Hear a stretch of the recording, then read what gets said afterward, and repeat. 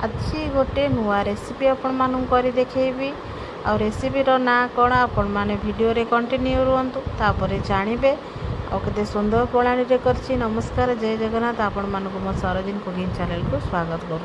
आ देखंतु भांगिले केमती सॉफ्टली सब भांगी हे जाउछि। आ मो चिकन कोआप रेडी करिवे। चलंतु वर्तमाने 500 ग्राम रो मु चिकन नेछि आ बोनलेस चिकन नेछि। तारे कंटा नहीं, छोट छोट साइज ही कटा ही। मसला रे नेछि 2टी अंडा, चिकन कोआप मसला, हलदी पाउडर, लंका पाउडर आउ गोटे लेंबू, फाळे लेंबू, तापरे कॉर्नफ्लोर आउ चिकन मसला और दही ये सब रे वर्तमान मैरिनेट कर रखिया। प्रथमे लेंबू को चिपुड़ी दबा चिकन उपरे।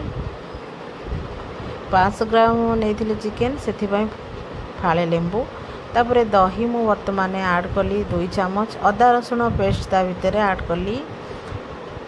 तापरे देखंतु कॉर्नफ्लोर 2 चम्मच ऐड करछि।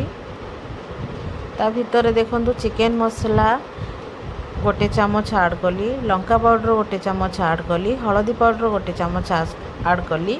वर्तमान कोआप मसला ता भितर ऐड करिबा आ टिके गोळेई किरी ता ऊपर अंडा 2टा को फटेई किरी दे दबा। तक भलो भाबे मेल्ट करी गोळेई 45 मिनिट कवर करी रखी दबा। तापरे गोटे कढ़ई रे तेल नहीं वर्तमान चिकन गुड़ी को सबू तेल रे गोटे लेखा करी देई छाणी दबा। आ मीडियम करिवे गैस रो फ्लेम। आ बहुत सुंदर प्रणाली रे करछि। आपण माने एभली रेडी करंतु। आ केमिति लागुछि मते कमेंट रे कहंतु।